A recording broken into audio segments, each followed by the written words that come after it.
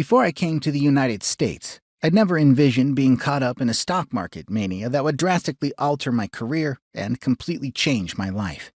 I loved physics, which I had studied for many years, and assumed I would become a physics professor someday. I'd never had anything to do with the stock market. The summer of 1998 was hot, even for Texas. I came to work for Texas A&M University in an equally hot field in the physics department, fiber optics, and lasers. This was during the momentous expansion of the internet and the telecommunication industry, and everything related to the technological boom was hot. Everything related to fiber optics was hot. By then, I already had my PhD in physics in the field of lasers and optics from Peking University. I was excited to be working in a field that seemed to hold unlimited potential, and I found that people like me were in strong demand.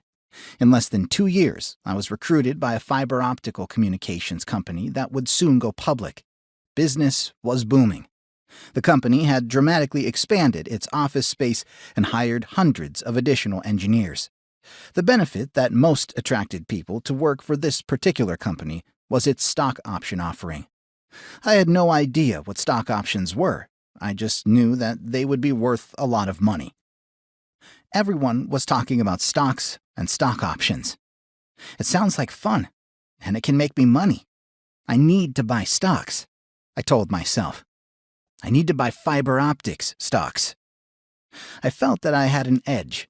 After all, I had worked with lasers and fiber optics for many years.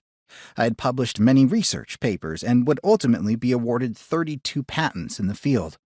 I knew exactly how fiber optics worked. I also knew the fiber optics companies. I used their products in my work, and demand for them was tremendous.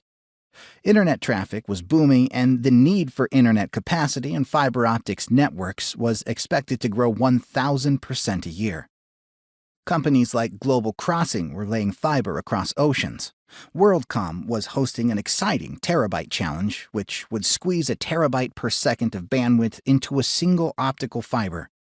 The demand for fiber network capacity, it seemed, would grow exponentially forever. In a trillion-dollar market, no one could lose, analysts wrote. The stocks of these fiber optics companies would double in 3 months, and that was true for every fiber optics company that was going public. I started my shopping spree. In 2000, I bought the stocks of fiber optics companies New Focus, Uplink, and Corning.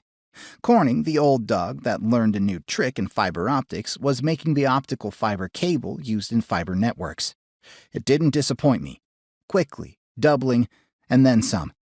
Corning was doing so well, in fact, that the stock went on a 3-to-1 split. It was fun. But I would later realize I was lucky I didn't have much money to buy stocks with back then. The bloodbath. The party didn't last very long, and I'd arrived late. Without my realizing it, things were turning sour with my employer.